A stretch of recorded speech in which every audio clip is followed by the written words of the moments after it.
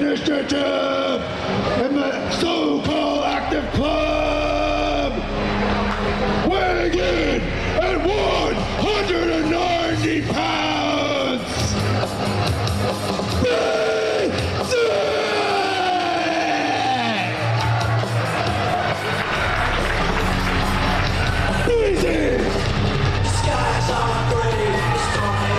This is not just any mixed martial arts tournament. It is a recruitment drive. In 2023, white nationalist organizations, led by Patriot Front and Active Club, held a series of MMA fights across the country, including the Los Angeles area. From Huntington Beach to Santa Clarita to the high desert of the Antelope Valley, their propaganda marks the territory. Their goal is the preservation of a white American identity through physical force and institutional infiltration. In April of 2024, Patriot Front posted white nationalist propaganda on buildings in Santa Clarita, while others from the Southern California chapter, Network 14, made their way to the southern border to harass immigrants. Their propaganda has appeared across Los Angeles County, including Glendale and Pasadena. They recently held a recruiting event in Palmdale. The Patriot Front's events and activities are promoted through a group called Moms for Liberty Uncensored, a national anti-LGBTQ organization that is also linked to the Proud Boys. The man leading Patriot Front is Thomas Rousseau. He is meticulous, branding his organization with a fascist version of Americana to mask an ideology of blood and soil.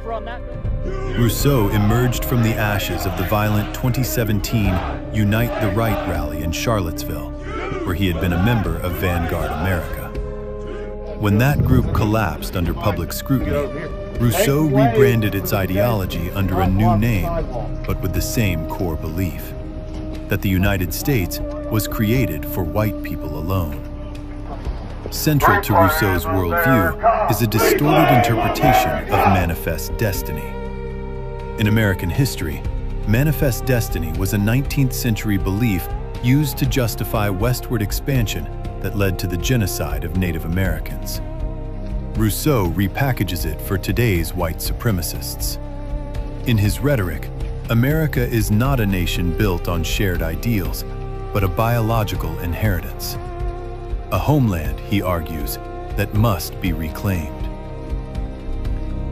We have the magnificent wonder of these phones in our pockets and the news on every corner, and we are constantly reminded that these invaders are pouring into our streets. They are rioting in our cities. They flood these areas with crime, and they make our communities into unrecognizable foreign enclaves, often our own homes we return to find out that they are gone.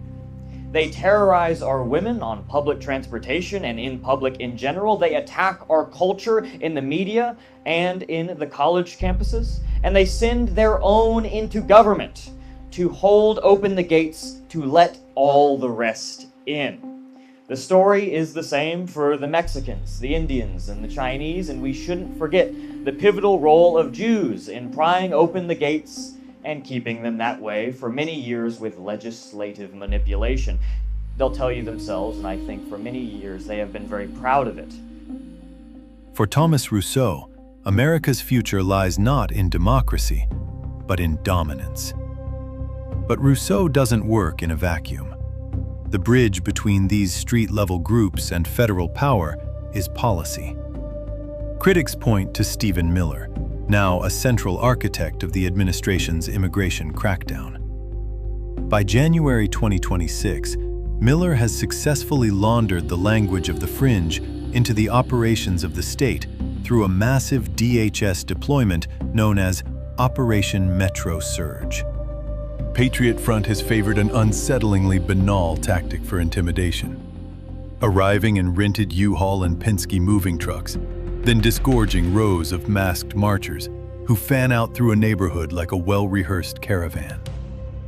Both companies have publicly condemned this use of their vehicles, but the imagery has become part of the group's playbook: authoritarian theater wrapped in ordinary branding. On August 7, 2025, that visual echoed in a very different context when ICE rolled into Los Angeles communities in Penske moving trucks, doors swinging open as agents poured out to detain people they believed looked undocumented. The resemblance doesn't prove anything, but the shared tactics raise uncomfortable questions about how far extremist aesthetics have seeped into official power, and why the line between intimidation and enforcement can sometimes look so thin. The names Keith Porter, Renee Nicole Good, and Alex Pretty have become synonymous with a new and lethal era of federal enforcement. They were killed by DHS agents, lives cut short in an escalation of domestic force that has left communities searching for answers. But to understand why these confrontations are becoming more frequent and more violent, we have to look at who the Department of Homeland Security is trying to hire. By late 2025, the branding of federal law enforcement underwent a radical transformation. Under the One Big Beautiful Bill Act, ICE's funding was quadrupled, receiving an immediate $32 billion infusion for deportation operations. With this money came a new message.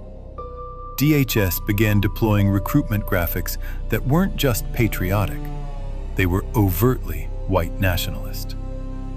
This graphic, posted by DHS in August 2025, asks, "Which way, American man?" It is a direct reference to a book published by a neo-Nazi hate group.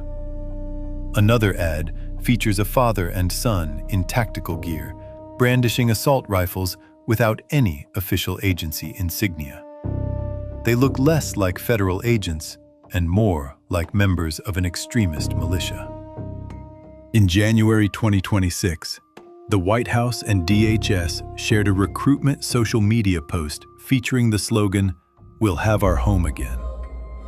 The slogan is a reference to a song that was produced by the Pine Tree Riots, a white nationalist a cappella group. The rhetoric of invasion and invaders, once confined to the fringes of the internet and white supremacist manifestos, is now official government parlance. On social media, DHS has used phrases like "deport illegals with your absolute boys" and memes sourced from accounts associated with the "Wake Up White Man" slogan. This shift isn't accidental. It is driven from the top. Key advisors like Stephen Miller and border czar Tom Homan have staffed the agency with figures from groups like the Center for Immigration Studies, an organization founded by a white nationalist eugenicist named John Tanton. When an agency explicitly recruits based on the idea of a cultural decline or a racial invasion, the results on the street are predictable. In Minneapolis, Renee and Alex weren't just casualties of a botched raid. They were the first victims of a department that has rebranded itself as the front line of a racial crusade. With the DHS now staffed by figures from the anti-immigrant fringe, federal law enforcement has been rebranded as a nationalist crusade. But that crusade requires a local ground game, and in Los Angeles County, the infrastructure was already waiting. On one side, the 3%ers, a paramilitary network built on the myth of tyranny. On the other, the Mamalicia, a distinct women-led militia founded by Denise Aguilar Mendez. Mendez, a January 6er who served jail time in 2023 for welfare fraud, successfully rebranded anti-vax sentiment into a survivalist movement. While the 3%ers provide the brawn, the Mamalicia provides the branding, marketing militia life to families under the guise of protection and natural medicine. The 3%ers aren't just an idea. They are a movement linked to a decade of domestic terror plots.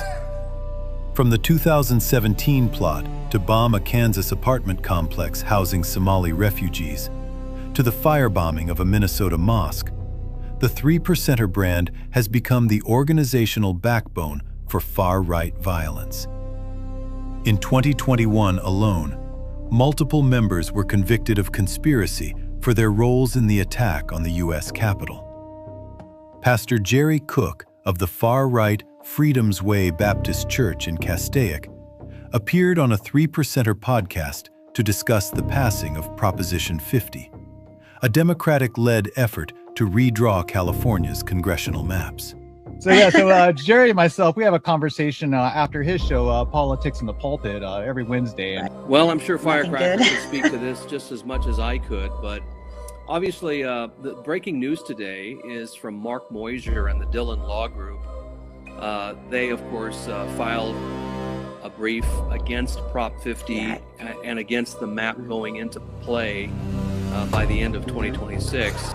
In Los Angeles County, this coalition has successfully hijacked the local GOP.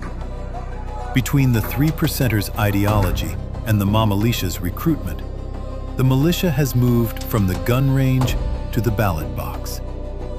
The pardons from Washington didn't just end the legal fight for the insurrectionists.